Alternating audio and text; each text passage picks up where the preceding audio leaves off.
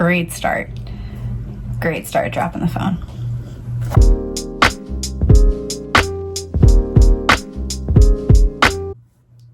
Hello, I'm Sarah. Welcome to my channel. I'm here today to do an August wrap-up, even though it's been a couple weeks since the end of August, and I'm a little foggy on most of these books, but we're going with it anyways. So the first book that I read in August was Red by Anne Carson. Earlier this year, I read Autobiography of Red, and I loved it, was blown away by Anne Carson's writing. It was my first Anne Carson. This is my second, and she's magnificent. She's amazing. She's a true literary treasure. This book just follows the same characters in Autobiography of Red, Guron, and Heracles, and kind of just moves them through to later in life and their story then. It's so beautiful. It's so good. I highly recommend it. It's hard to kind of wrap up exactly what this is about. So I just recommend picking up Autobiography of Red and giving it a try. I don't think you'll be disappointed. The language that Anne Carson uses and just how poetic every sentence is just incredible. So highly, highly recommend. The next book I read in August was Permafrost by Eva Baltasar. Another book. Was so blown away with this book.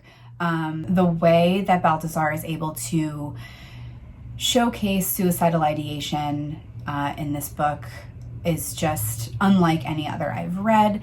How it completely infiltrates your day-to-day, every thought, every relationship. It's just completely encapsulates what it is to move through the world with those sorts of thoughts. And I just thought that Baltasar was able to do it in a way that not only was beautiful and just so well written, but also she has this kind of biting, witty edge to her writing, which can be quite funny. So there was a little bit of relief there within the writing too, while also being emotionally charged, because what this person is considering from the first page is obviously something very dark. So I cannot wait to read Boulder. I already have it, so I think I'm going to read it either this month or next. I'm really excited because I think that Baltasar is going to be a new favorite author for me. Next, I read Queen, Annie Dillard. Annie Dillard is one of my favorite authors. Everything she writes is a favorite for me, and Holy the Firm was no different. This is quite a teeny tiny book. I think it's like 75 pages, really quick read, really beautiful. Essentially, I think this is a non-fiction, and this is Annie Dillard just up in a cabin somewhere, and she's writing and kind of ruminating on her relationship to God, on reality, sacrifice, death, just kind of meditating on all of these big questions. The back actually says this is a profound book about the natural world, both its beauty and its cruelty, and I think that's kind of perfectly summarizes this book.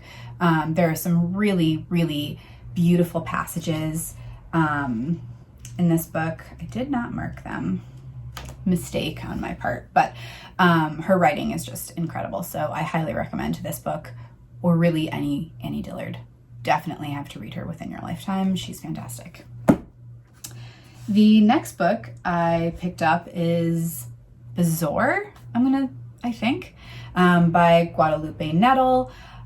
This was probably the only one this month that I wasn't fully blown away by. It was good, and I think the stories were really interesting, but they just weren't especially memorable for me, I don't think. There was one story about a married couple. Essentially, the story follows the husband as he goes on these weekend walks. He walks to the nearby park, and one day eventually wanders into the garden area where they have all different plants, where a gardener is also tending to all of these different plants.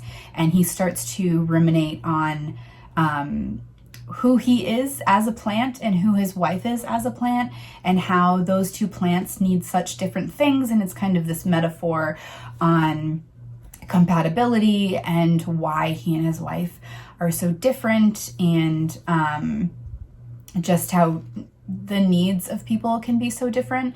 So I found that one especially interesting.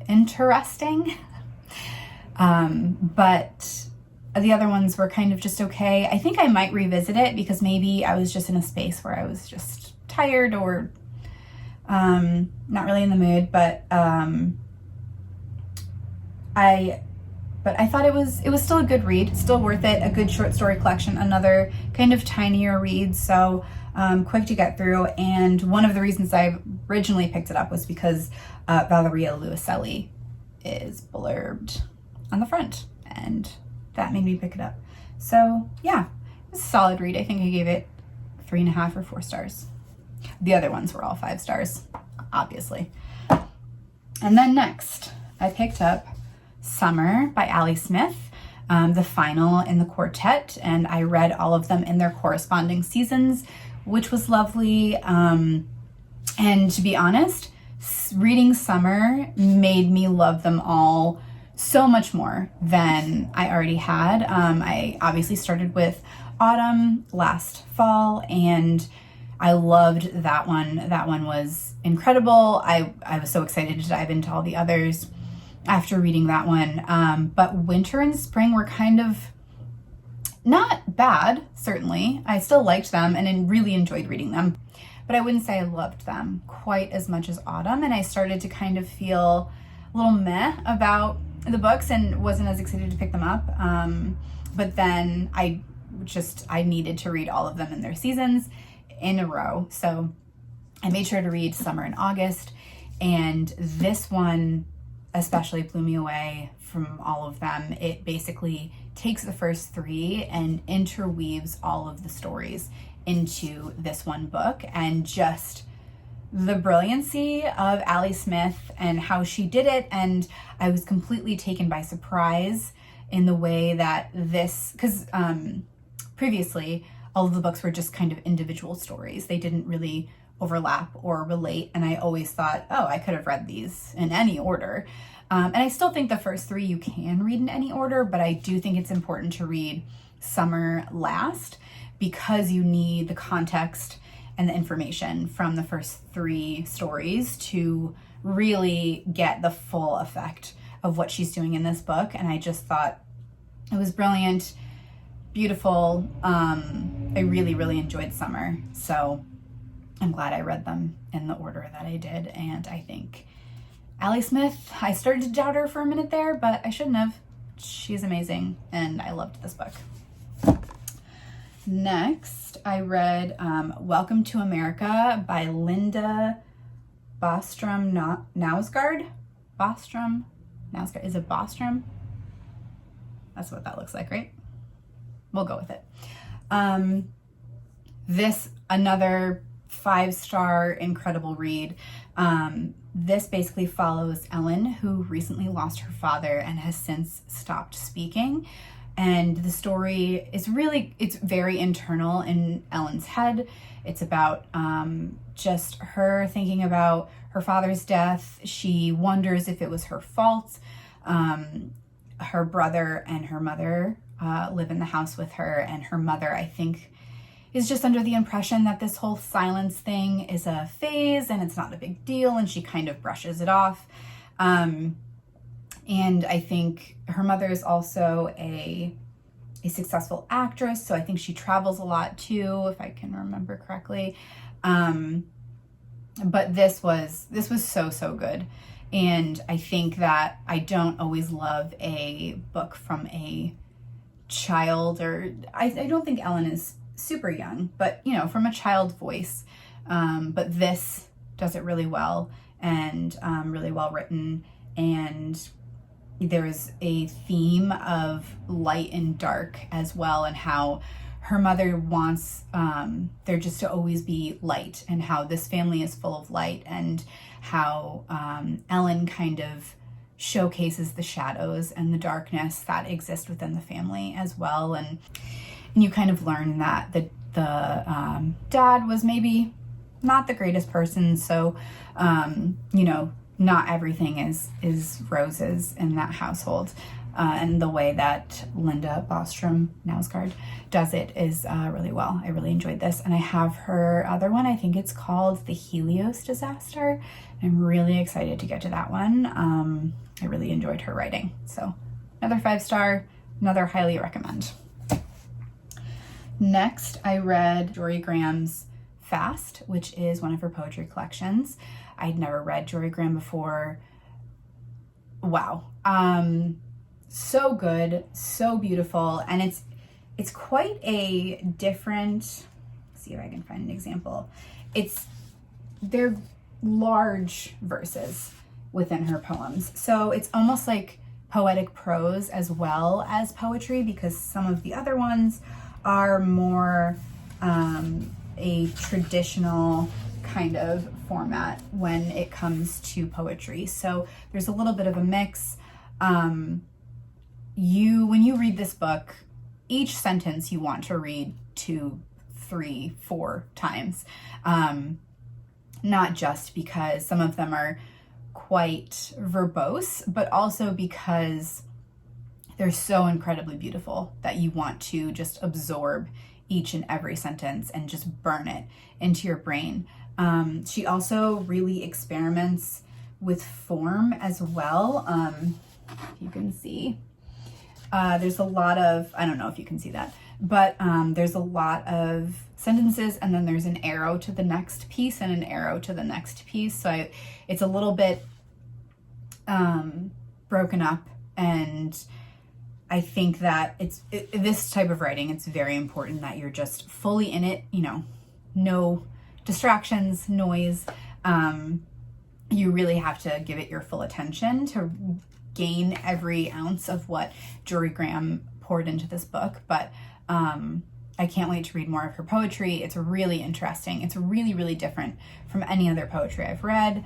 And I do try and read at least a handful of poetry every year.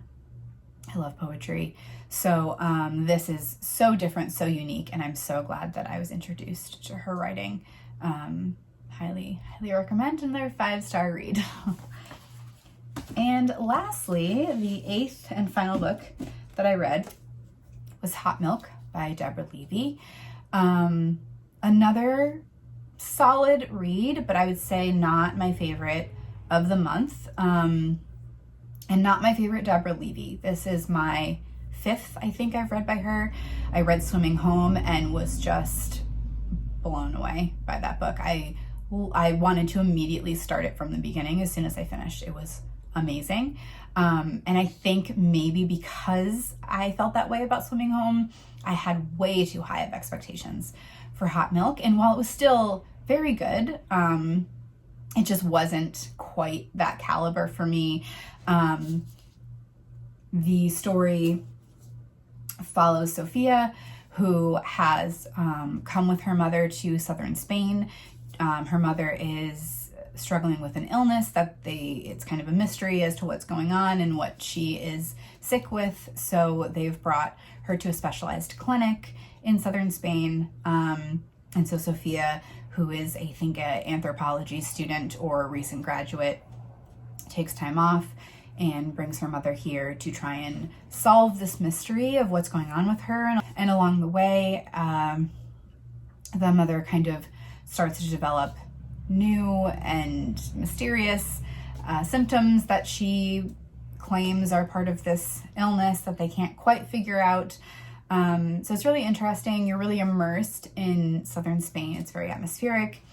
So I did like it. I just don't think it was as good as Swimming Home. And I also read her living autobiography, which is incredible. I loved every book. So I think just comparatively it wasn't as good, but I still recommend reading it.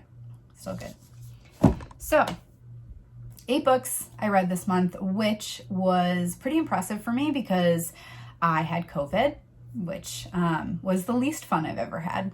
Very terrible. It was the first time I experienced COVID.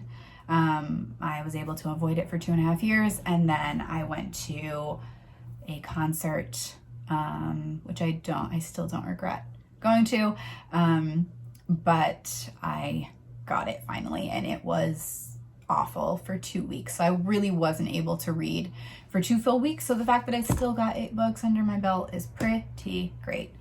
So yeah, I hope you guys enjoyed this video. This is my first video as a booktuber. So I should have a vlog coming along soon. And yeah, hope you guys enjoyed. Thank you so much for watching if you made it this far, and I look forward to putting out more videos. Bye.